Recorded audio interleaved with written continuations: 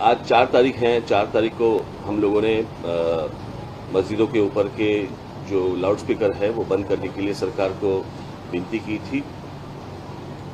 और 4 तारीख के बाद हम लोग अगर लाउड स्पीकर चलाए गए तो उसके सामने हम लोग हनुमान चालीसा इस महाराष्ट्र में, देश में लोग चलाएंगे, लाउड स्पीकर के ऊपर चलाएंगे, ये हम लोगों ने कहा था।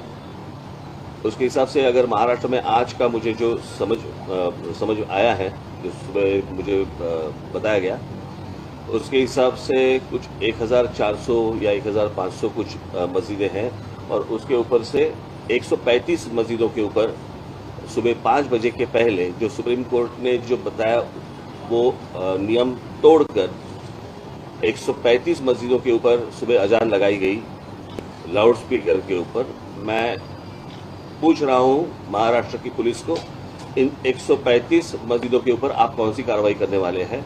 आप हमारे कार्यकर्ताओं को पकड़ रहे हैं और इनके ऊपर कौन सी कार्रवाई कर रहे हैं? आपको मैं बता दूं कि ये एक दिन का आंदोलन नहीं है, ये जारी रहेगा।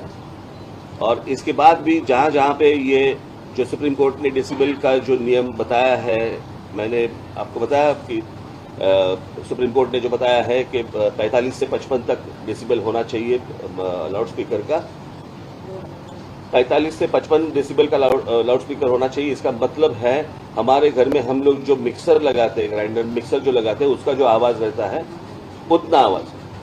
अगर इसके आगे जाएंगे तो उनके ऊपर कार्रवाई होनी चाहिए, ये सुप्रीम कोर्ट ने कहा है। मैं देख रहा हूं कि कार्रवाई हो रही है या नहीं हो रही है, होगी या नहीं होगी, या सिर्फ हमारे ऊपर होगी। हम इस देश में, महाराष्ट्र में शांतता चाहते हैं, कोई दंगा फसाद नहीं चाहते। हम सिर्फ चाहते हैं कि जैसे मस्जिदों के ऊपर है, अगर इलीगली अगर मंदिरों के ऊपर भी होगा वो भी निकालो आप। ये विषय सामाजिक है, ये धार्मिक विषय नहीं है, ये पहले समझ लो आप।